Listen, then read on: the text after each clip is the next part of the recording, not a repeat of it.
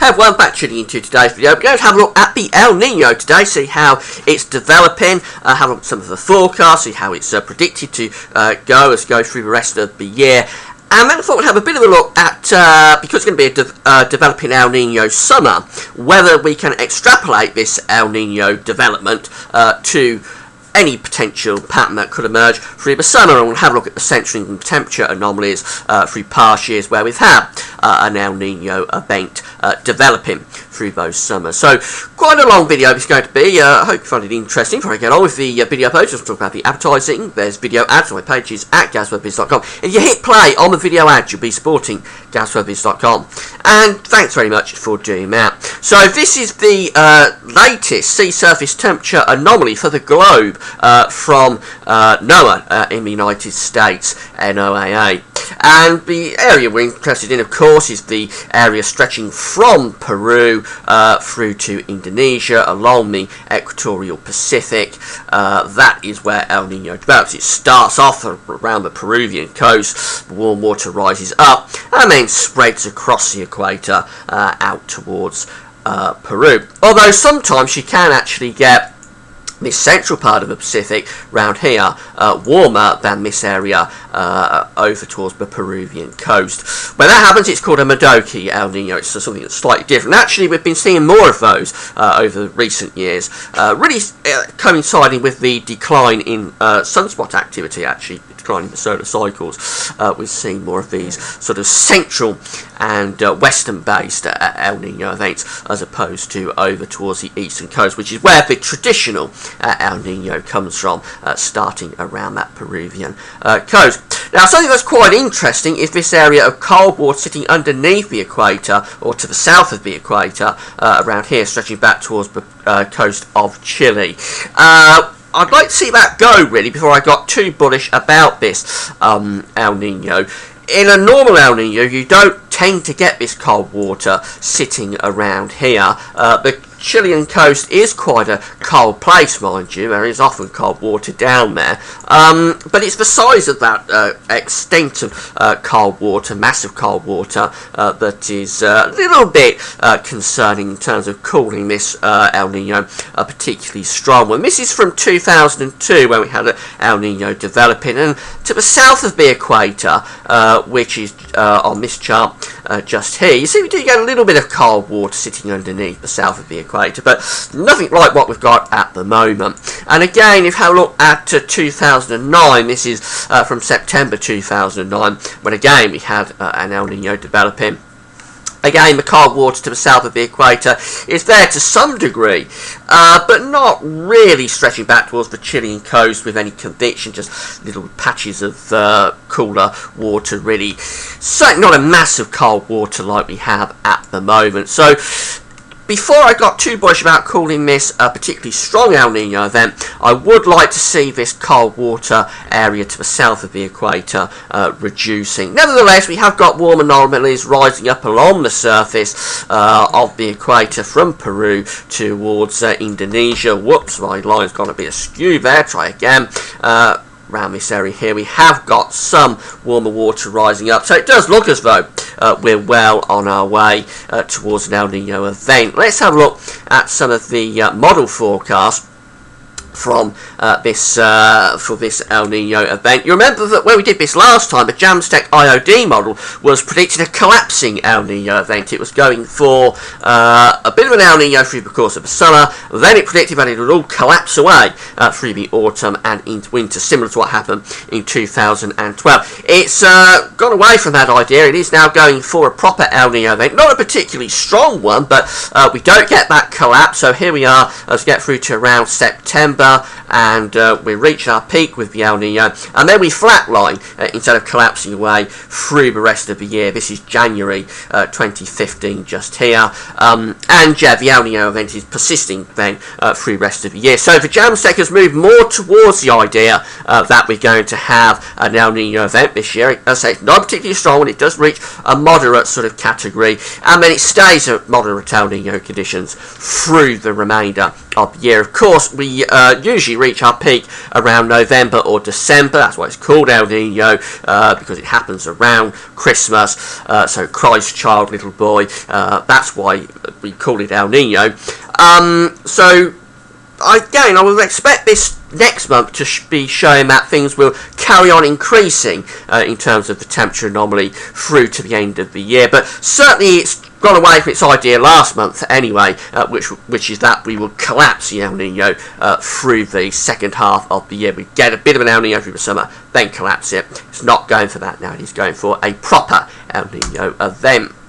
We'll keep an eye on the Jamstec IOD. Now, the CFS, you'll remember last month, was very bullish about this El Nino. It's going for a really, really strong El Nino event, virtually a record-breaking El Nino. It's backed off that idea. It's reduced its temperature anomaly quite a bit, actually.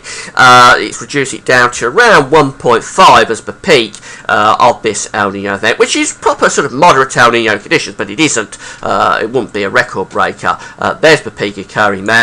That's about when you would expect it to occur as well. Sometime around November, December, you would expect it to be at its peak. So it's going for a moderate sort of El Nino, not a record breaker by any means on its latest sort of update. So the Jamstec has come more towards the El Nino. The CFS has backed off the very, very strong El Nino event that it was predicting.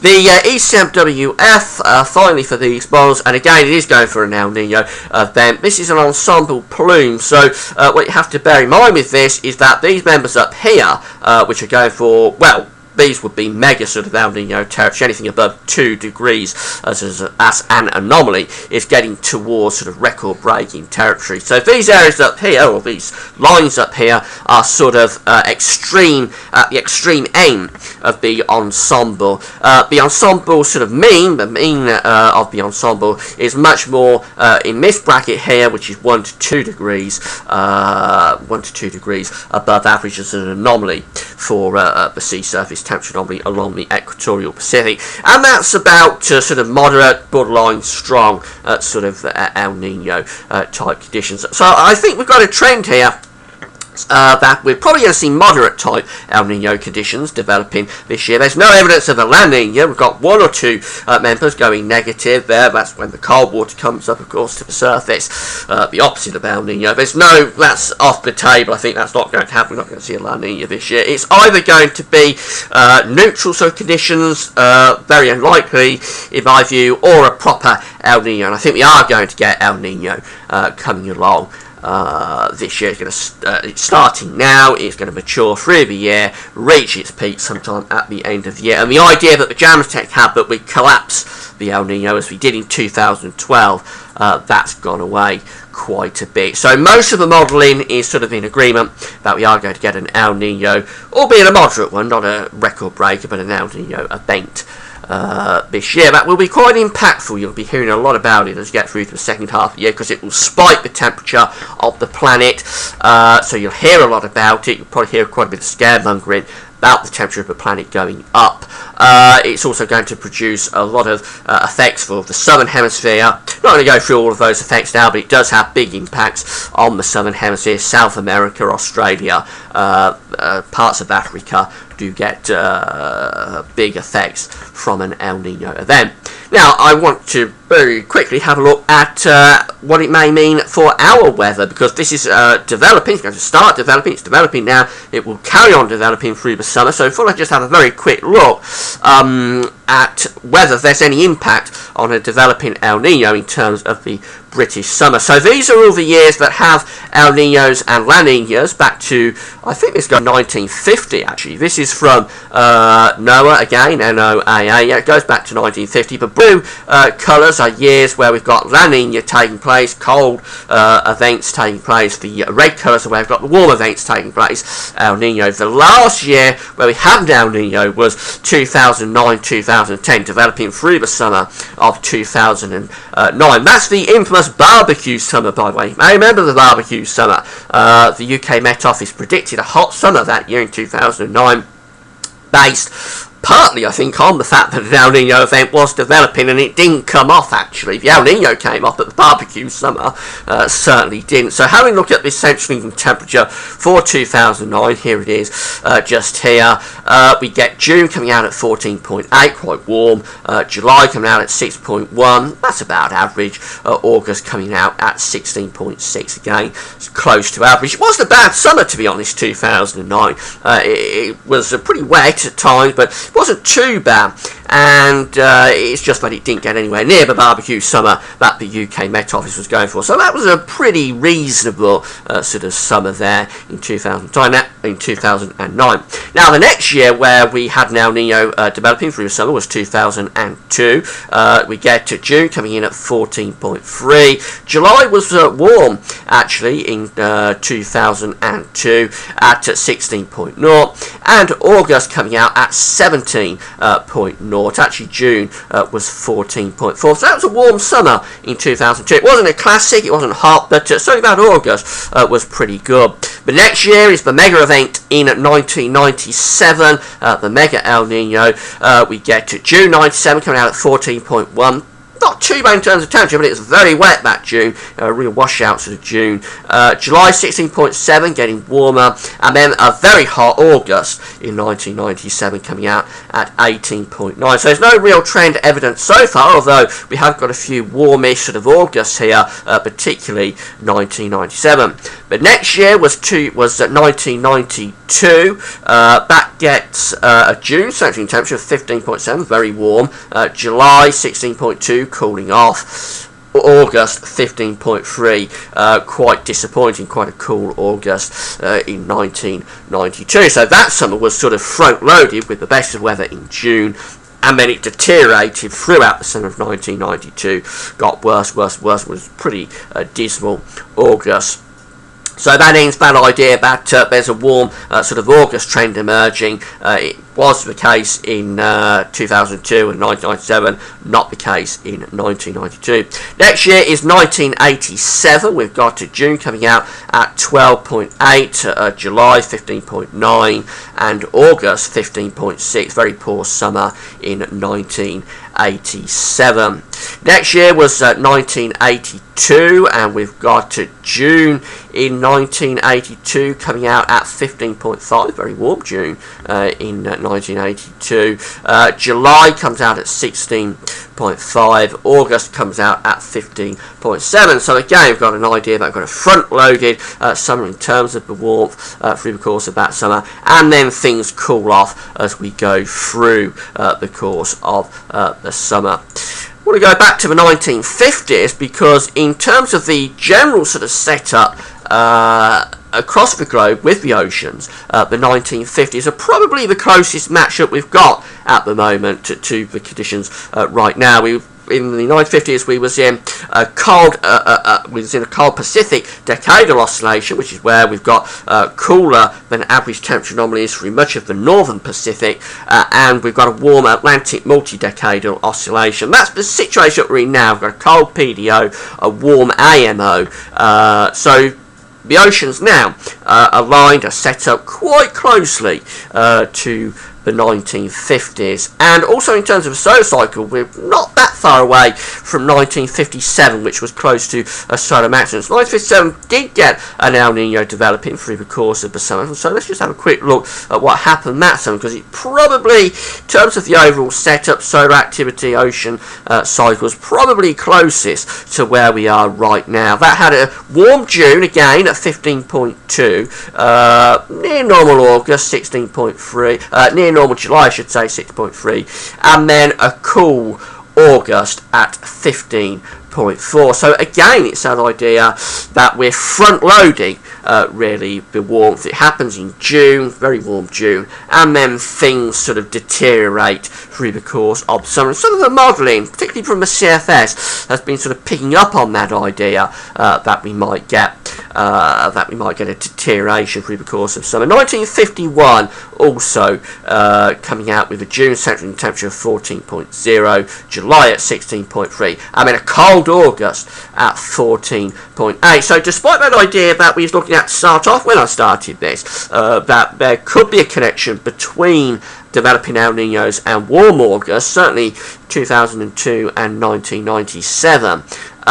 Looking further back, actually, there may be some sort of trend here that August tends to deteriorate compared to what you have at the start of the summer. You may, as this El Nino develops, you may start to see the jet stream perhaps being enhanced, or northern blocking beginning to come into play, pushing the jet stream southwards, something like that. Hard to know what the mechanism is for this, but certainly there's some sort of idea there, I think, that perhaps you get a deterioration in these developing El Nino summers. But there's not a lot to go on there, to be honest. I've gone on for quite a long while, and the basic upshot of it is that there isn't a definite trend there, and of course that's what you would expect to see, because the El Nino is only developing as it gets stronger, more mature and longer lasting. Of course, the impacts spread out across the world. It starts off as a southern hemisphere phenomena. Eventually, by the time you get through towards autumn and winter, it starts to particularly impact the United States. And whilst we're not directly impacted by the El Nino probably through the winter, what's going on in the United States obviously has a feedback to the weather in Europe and to Asia, because it's all interconnected by the jet stream. So if you get it very cold, as we saw last winter, if you get it very cold in the United States, it can sort of enhance the jet stream sometimes and produce us a lot of sort of deep areas of low pressure stormy systems racing across the Atlantic. Conversely, if you get a lot of blocking coming along in the United States and around Greenland, that can help to lock us into colder conditions. So whilst the El Nino through summer doesn't really, on the basis of this, have a lot of impact, by the time you get through to winter, it's starting to impact the United States a lot, and that eventually will feed back into European weather.